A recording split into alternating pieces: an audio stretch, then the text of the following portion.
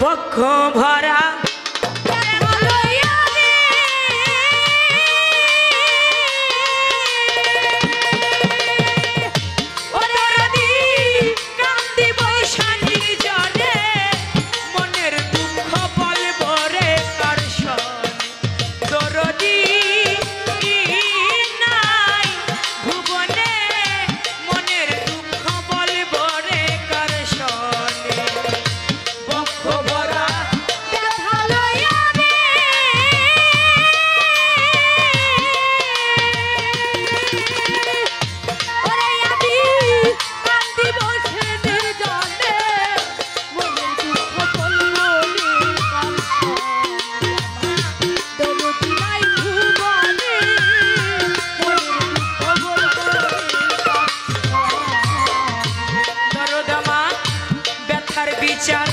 যারে দিলাম শহর পাগলা সেও তো ব্যথা দিল যেই ডালের ভরসা করি সেই ডাল রে ভাইঙ্গা গেল আমার সেই ডাল ভাইঙ্গা গেল রে সেই ডাল আমার সেই ডাল ভাইঙ্গা গেল রে সেই ডাল বিচার যারে দিলাম শহর পাগলা সেও তো ব্যথা দিল যেই ডালের ভরসা করি ভান্ডারি সেই ডাল ভাইঙ্গা গেল আমি যার কোলেতে বসা ছিলাম ওদের কুল গেল তার কারণে মনের দুঃখ বলবো রে কার সনে শহর পাগলা নাই ভুবনে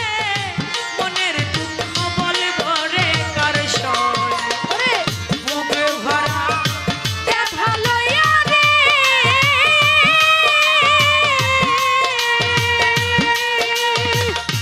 ওরে আমি কান্দি বসে নির্জনে মনের দুঃখ বলবো রে কার সনে তোর বিনাই ভুবনে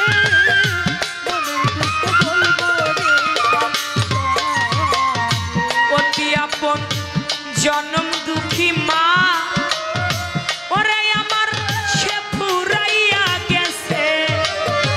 আমার যত মনের দুঃখ কইতাম রে মায়ের কাছে ওরে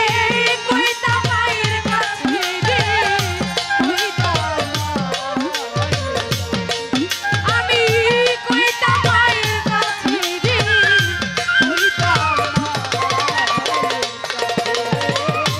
অতি আপন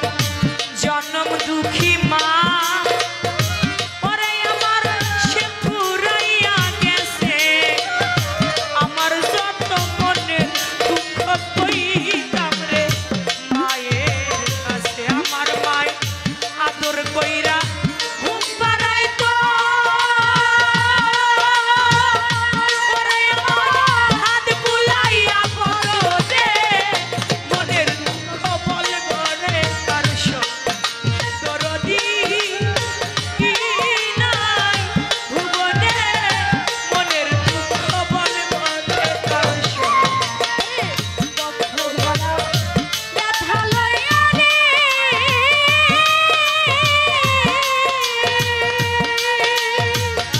ওরে আমি কান্দি বসে নির্জনে মনের দুঃখ বলবো রে কার তোর বিনাই ভুবনে মনের দুঃখ বলবো রে কার বুক ভরা ব্যথা নিয়া আমি কান্দি বৈশা নির্জনে মনের দুঃখ বলবো রে কার শনে ব্যথার বিচার যারে দিলাম আমারে সেও তো ব্যথা দিল যেই ডালের ভরসা করি সেই ডাল ভাঙ্গা গেল যার কোলে বসা ছিলাম কুল গেল তার কারণে অতি আপন মা জননী আমার মা সে ফুরাইয়া গেছে আমার যত মনের দুঃখ কইতাম মায়ের কাছে আমার মা আদর কইরা হাত বুলাইতো আমারে ঘুম পাড়াইতো হাত বুলাইয়া বদনে আজ আমি মনের দুঃখ বলবো কার শোনে। সেই জনম দুঃখে মা যার হারিয়ে গেছে, দুঃখ বলবার মতো আর সেই মানুষটা পাওয়া যায় না। পৃথিবীতে খালা বলো, ফুপু বলো, চাচি বলো, কেউ মায়ের সমান না। আমার দয়াল নবীর কাছে একজন সাহাবা গিয়ে বলে, হুজুর